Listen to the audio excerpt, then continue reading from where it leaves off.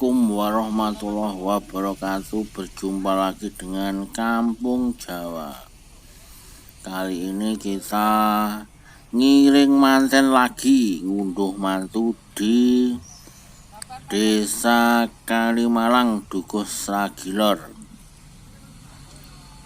Kecamatan Sukorejo, Kabupaten Ponorogo, yaitu di rumahnya Bopo Bagio, Bapak RT, dan Ibu Kanti, Ibu RT. Kali ini acaranya ngunduh mantu dari Bulukerto Ngadi diarak ke Desa Kalimalang, Dukuh Sragilor, Kecamatan Sukorejo, Ponorogo. Simak videonya sampai selesai. Jangan lupa like, share, komen, subscribe, dan simak sampai selesai. Semoga terhibur. Matur nuwun. Ini rombongan pengiring dari Bulukerto sudah datang. Ini antaranya usung sama Sinoman Desa Kalimalang. Ini rombongan siap untuk ngarak masuk ke rumahnya Bopo RT. Pengantin berdua diarak ke rumah mempelai putra. Ini rombongannya sudah memasuki pelataran rumah. Simak videonya sampai selesai.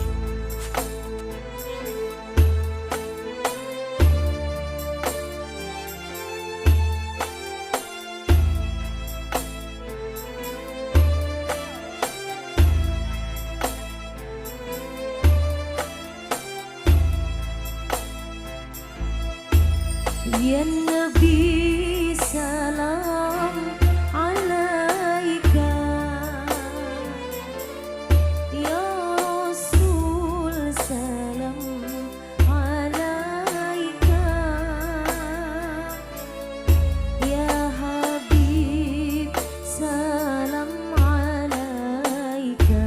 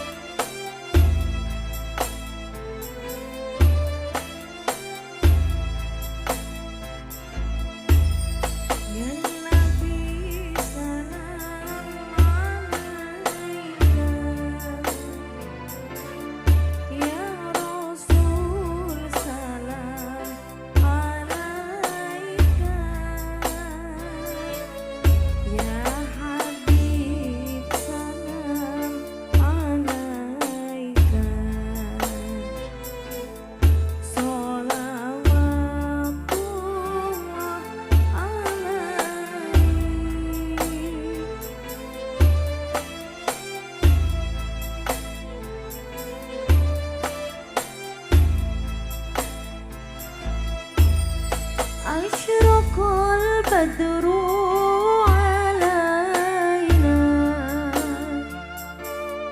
fahtafat minhu buturu. Asyraqal badru alaina, fahtafat minhu buturu.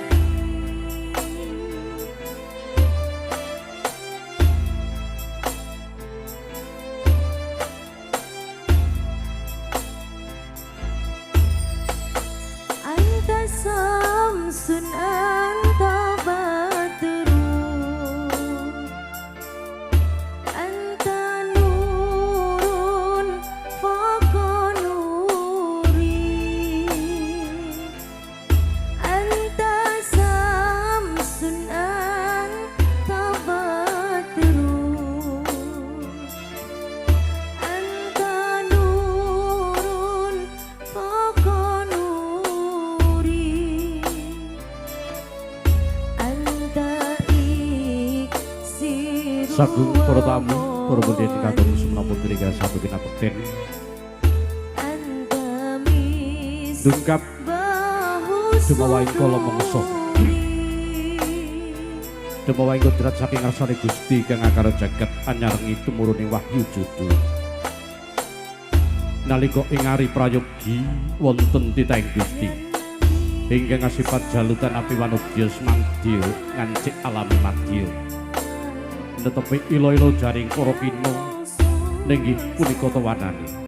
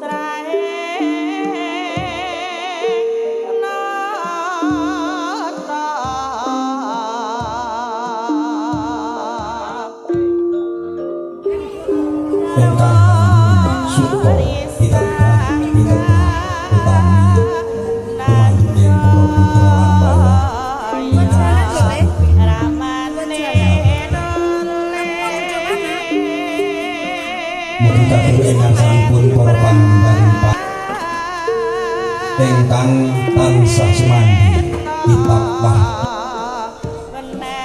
saderengipun kula nglajengaken atur minangka sesulipun Bapak Subagyo Ibu kanthi sakeluarga mriki angrawi tata cara adat lan tradisi kanthi dumateng sadaya para lenggah kakung saha putri ingkang winantri karahayu mujudaken wasing gati sowanipun Bapak Suyaka Ibu Titin sak kula wangsanipun ingkang sepisan Bapak Suyaka Ibu Titin kepareng sowan ing papan mriki ingkang saperlu nakyenaken dumateng kawilujenganipun Bapak Subagyo Ibu kanthi keluarga ing pangajap mugya tansah pinanggih karahayu ingkang salajengipun ngaturaken agunging panuwun ingkang tanpa upami krana sowanipun sampun tinampi kanthi sae ing bujoran krangi magepokan kaliyan pasegahan saha papan palenggahan ingkang sekeca ingkang salajengipun menggah wasing gati sowanipun Bapak Suyaka Ibu Titin minangka jangkeping lampah anetepi adat saha tradisi Jawa Bapak Suyaka Ibu Titin angarap rindu ingkang sesilih pun bagus Dedi Indra Kurniawan ingkang sampun kepareng anjaduk rami pun Roro Bisra Silvia Bapak Suyaka Ibu Titin saking dukuh Gemawang Nadi Bulur Erto mondok wonten ing bale wisma mriki tumrap ing seserban sarta panggulon raipun saha bimbinganipun kula sangandhakaken sebab putra temanten kekalih wonten tumpang suh anggen kula ngaturaken kula nyuwun lumungkring sesamudra pangaksama ingkang tanpa utami. Minangka panutuping atur kula, billahi taufik wal hidayah. Wassalamualaikum warahmatullahi wabarakatuh. Wangi mateng bobo panggih matur nuwun.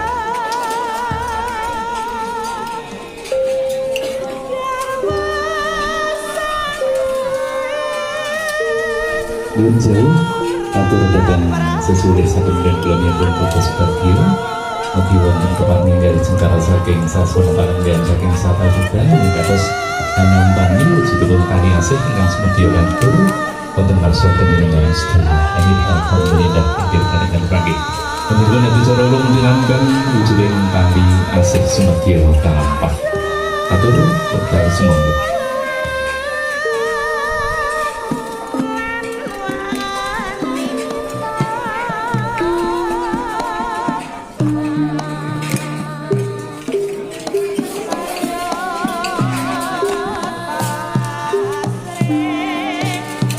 Alhamdulillah Rabbil Alamin.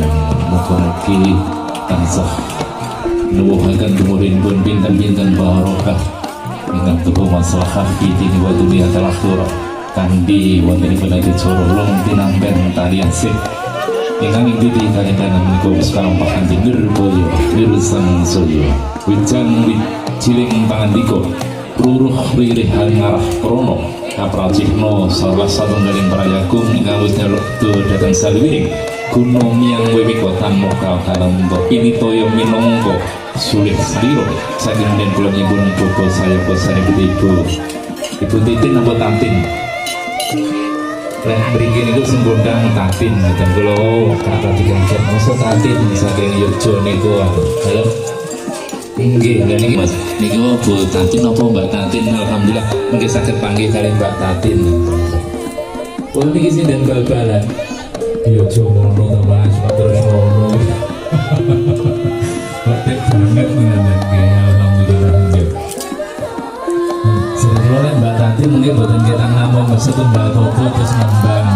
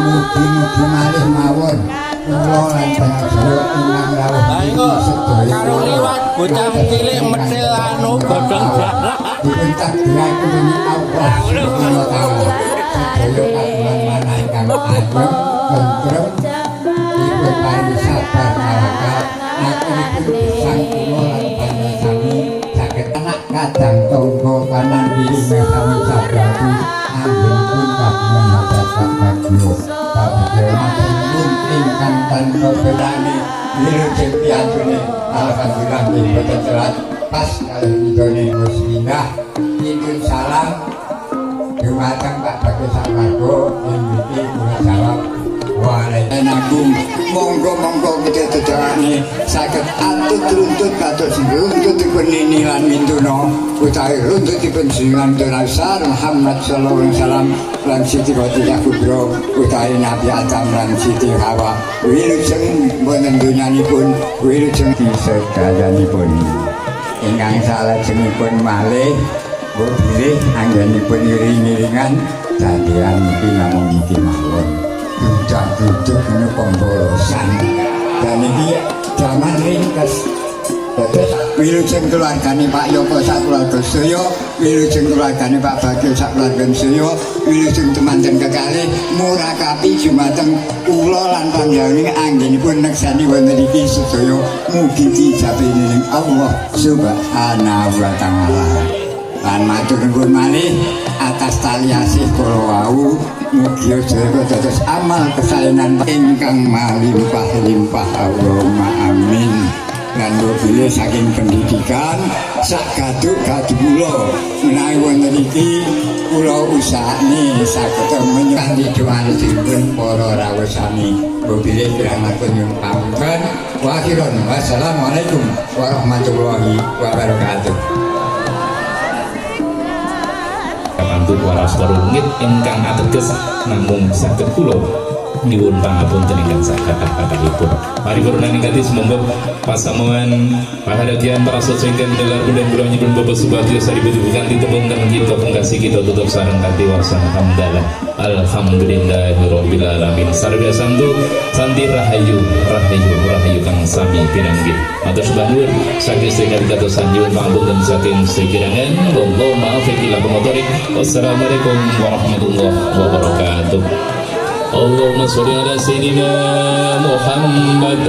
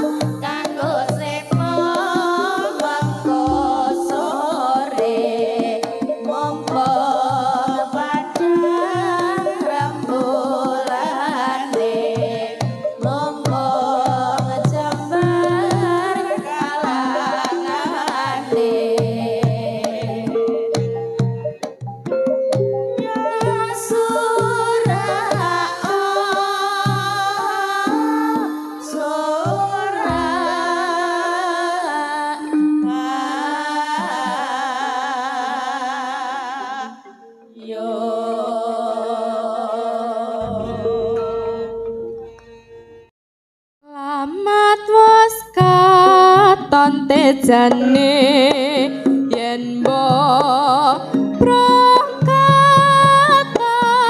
mancerang aduh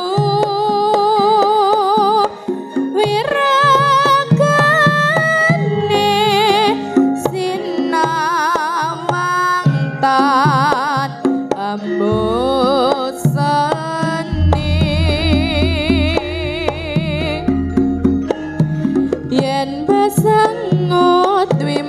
patut nyoto jane komrak ati aduh lastari ya tan lilopi